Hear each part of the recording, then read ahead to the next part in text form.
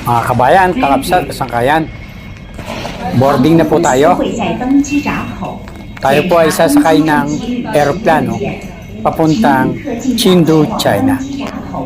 Ang sasakyan po nating eroplano ay Cathay Pacific para po sa isang linggong bakasyon sa Chengdu, China. Mga kabayan, kakabsat, kasangkayan.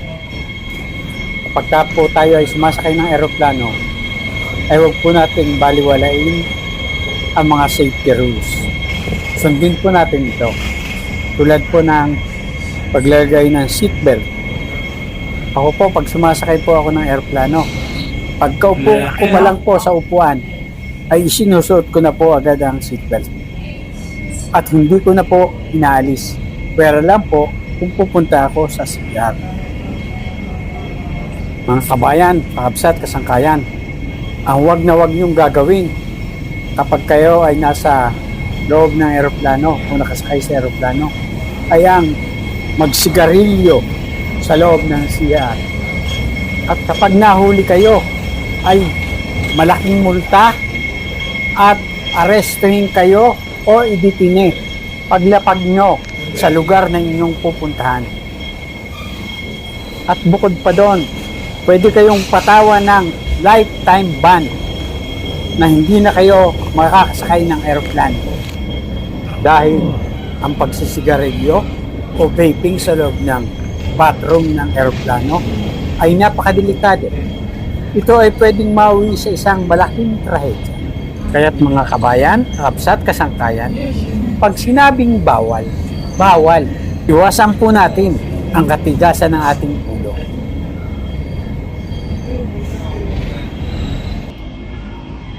Ang dami pong eroplano sa labas, mga kabayan, naglalakihan. Alam niyo ba, mga kabayan, na ang Hong Kong International Airport ay nagbukas noong Hulyo 6, 1998 upang palitan ang lumang airport na Kai Tai Airport. At alam niyo ba ang kauna-unahang commercial plane na lumapag dito ay ang Cathay Pacific CX-889 na nagmula pa sa New York. 1 hour later. Palis na po tayo, mga kabayan. Dinadala na po ng piloto ang eroplano papunta sa runway. Kapag ka po kayo ay nasa loob ng eroplano, ay i-set up nyo po ang inyong cellphone sa airplane mode upang hindi po maging sagabal sa operasyon ng mga equipment sa eroplano.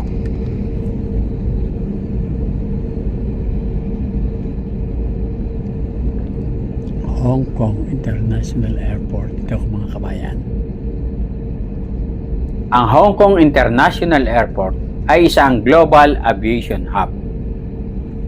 Ito ay naitayo sa pamamagitan ng reclamation o pagtatambak ng lupa sa mababaw na parte ng Chek Lap Kuk Island. Yan. Pagkatapos bibilis yan, mga kabayan. Bibilis na takbo, sabay lilipad na.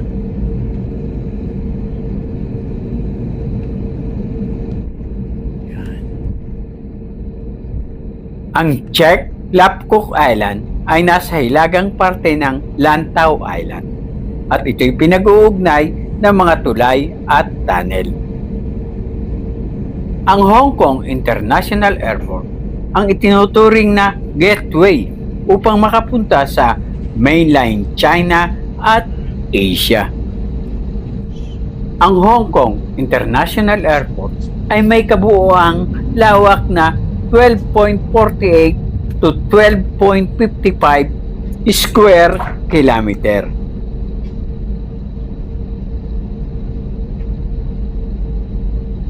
Alam niyo mga kabayan, kabsat, kasangkayan, mas naiinip pa ako sa preparasyon para lumipad kaysa sa biyahe mismo o flight. Yan po mga kabayan ang kasama natin na tila naiinip na rin.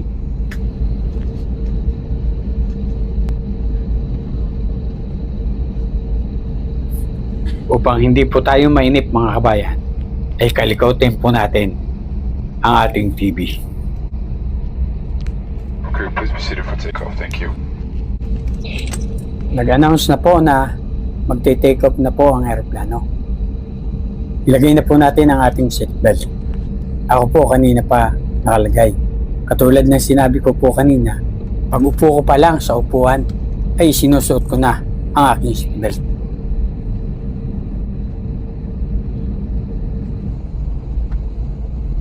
Ang kabayan, kakabsat, kasangkayan. Bawal po magingay, gumamit ng CR, kapag ka po magta-take off na ang aeroplano.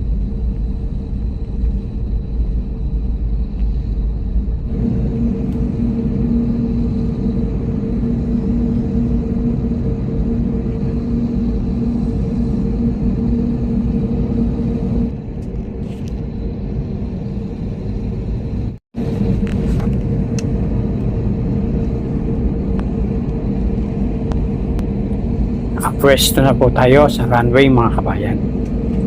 Naghihintay na lamang po siguro ng hudyat ang piloto upang tayo mag-take off. Alis na tayo mga kabayan.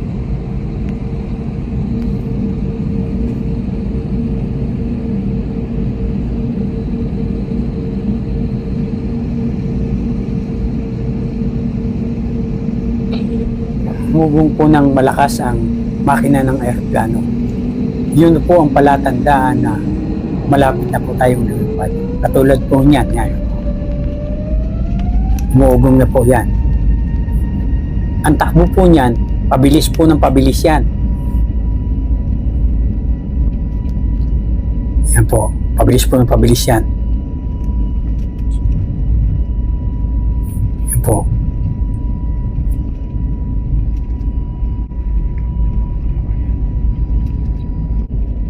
Huwag po tayong maingay pagka lumilipad ang aeroplano. Bawal po. Yan, pabilis ng pabilis po yan. Hanggang pumaibabaw na po. Yan po. Unti-unti na po tayong umaangat sa lupa. Yan po, nasa taas na po tayo mga kabayan. Yun, in-announce po. Yan po, ang liliit ng mga aeroplano sa baba. Nasa taas na po tayo.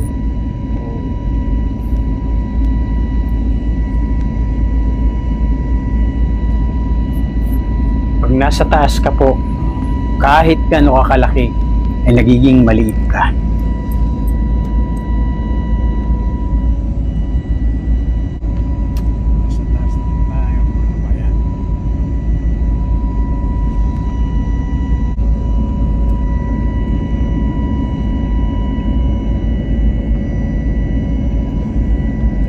Mga kabayan, nararamdaman ko na po na sumasakit po ang aking tenga. Yung nararamdaman nyo pagka umakyat kayo ng Baguio. Yun. Pero panandalian lamang po yan. Ang gagawin po nyo pagka sumasakit ang inyong tenga, ay dumighal lamang po kayo. Mawawala po ang sakit ng tenga nyo.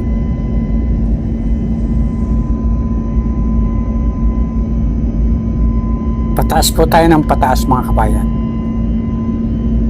Yan po ang Hong Kong mga kabayan. Alam niyo ba mga kabayan na ang commercial plane ay lumilipad sa pagitan ng 30,000 feet at 40,000 feet na taas. Ulap na. Wala na po tayong makita mga kabayan. Nasa ibabaw na po tayo ng mga ulap. Wala na. Nanonood na po tayo ng TV. Nanonood na po tayo ng TV mga kabayan. Wala na po tayong magagawa kundi manood na lamang po ng TV o matulog.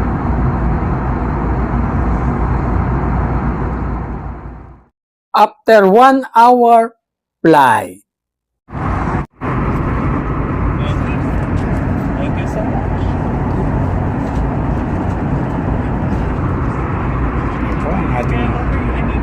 ating hapunan, ang ating dinner sa aeroplano habang nanonood ng TV.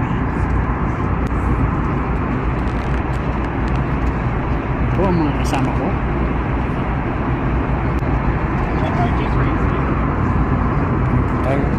Ano po tayo ng juice? Tayo ng juice.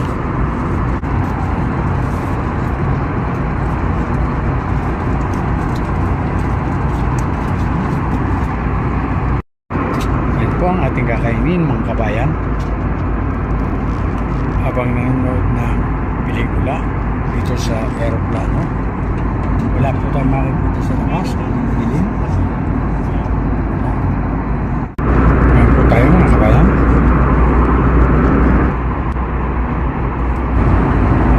Limitado po ang ating paggalaw kapag ka po tayo ay kumakain sa loob ng aeroplano. Dahil maliit lamang po ang lamesa.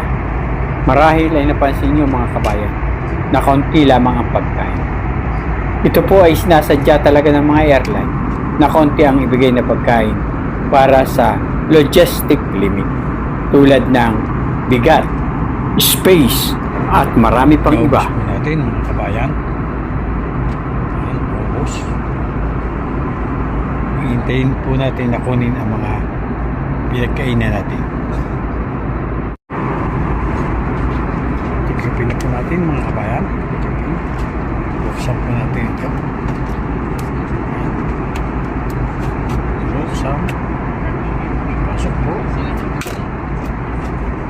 Pasok.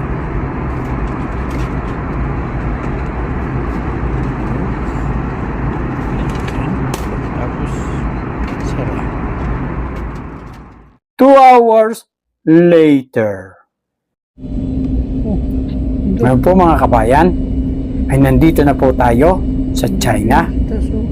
Ngayon po ay dapat po maging masunurin po tayo. Hindi po 100%. Gawin po nating 200% para po sa ating kaligtasan. Ang mga bawal po ay huwag po nating gagawin. Tulad po ng pagkuha ng litrato o video, lalo na po sa immigration, kung ayaw nyo pong mapahamak. Ngayon po, ay lalapag na po tayo sa Tianpo International Airport. Ngayon po, mga kabayan, ay hinihiling ko po sa inyo na mag-subscribe,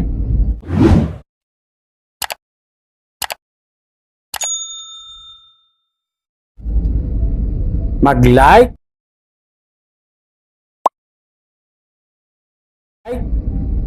mag-comment, at i-share po natin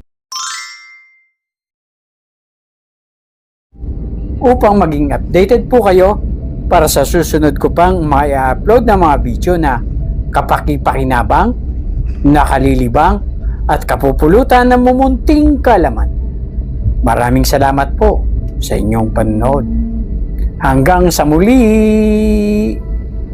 Bye-bye!